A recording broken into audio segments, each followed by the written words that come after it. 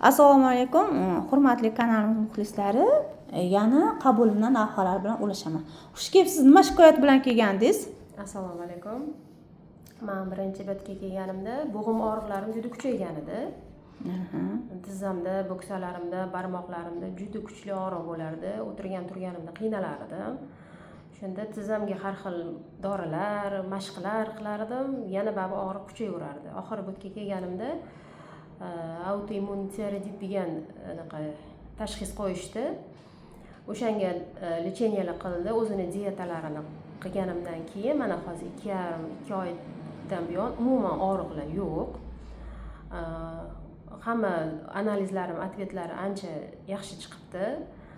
Va allergiyalarim bor. Sezonniy u allergiyalarim ham bu oy bahorgisi umuman bo'lgani yo'q. Keyin baribir shamollashlar bo'ldi. Shamollash juda ham yengil o'tib ketdi.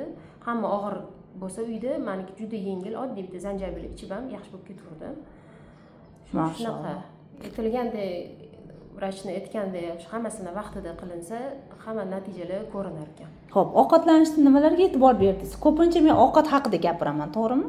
Ovqatda hammasi to'g'ri taomlanish, sog'lom taomlanish va o'sha autoimmun tiroiditdagi o'zini protokoli bor ekan, o'sha bo'yicha taomlandim. Ba'zi bir oqsil qizil go'shtlar olinib, foydali yog' go'shtlar kirgizildi. Hammasi tabiiy bo'ldi va glutenli narsalardan chetlanib turdim va shakar mahsulotidan. Bo'ldi, qiyin bo'lgan. O'zingizda qanaqa o'zgarish sezdi shundan keyin? Masalan, ko'pchilik voy quvvatim ketib qoladi, voy ozib ketaman. Yo'q, umuman quvvatsizlik bo'lgani yo'q. Hammasi joyida, miya tiniq, zehnlar ham joyiga kelib, ancha umuman og'riqlar yo'q. Yengil yurar ekanda odam. Hazm sistemasi juda ham zo'r ishlashni boshladi. Bezovtalar bo'lmadi, o't qopladi. Mashalloh, yaxshi. Azizlar, birinchi kelganlarda topshirgan tahlillarimiz mana. Bu yerda tahlillar topshirtirganman. Mana TTG ko'ringlar, T3 svobodniy juda ham tushib ketgan. Mana ancha TG ko'ryapsizlar-a?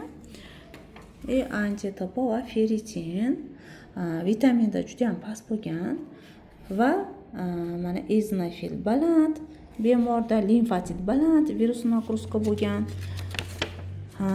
Va Epstein-Barrga tahlil qildirganman. Eskimiz Epstein-Barr mana ko'ringlar qanaqa katta titrda chiqqan. Undan keyin mana lecheniyadan keyin birinchi etap lecheniya qildik va reaktiv artrit под вопрос deb qo'ygan. Mana bo'g'imlaringizda og'riqqa bipolar artrit emas, bu reaktivniy artrit za счет nimani hisobga, virus nagruzkani hisobga ketyapti deb autoimmun tiroidit, vitamin D defitsiti, parazitoz va virusli yuklama deb tashxis qo'yganman. Mana ikkinchi tekshiruvlarimiz.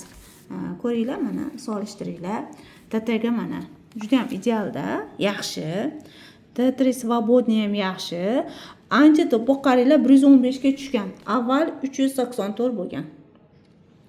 Mana Epstein-Barr titrini ko'ringlar. Avval qanaqa bo'lgan mana. Va hozirgi natijamiz. Mana ancha tushgan va bemorning ahvoli ancha yaxshilangan mana. Bu tarafda deyarli hech qanaqa umumiy qon tahlilida nima deydi, patologiya yo'q. Juda yaxshi chiqqan. Shuning uchun azizlar, salomatliklaringizga e'tibor beringlar. Har doim bo'g'im og'rig'i, har doim ham nima deydi, polartrit bo'lavermaydi. Mana bunaqa autoimmun holatlar, virus nagruzka ham reaktiv artritning sababchisi hisoblanadi.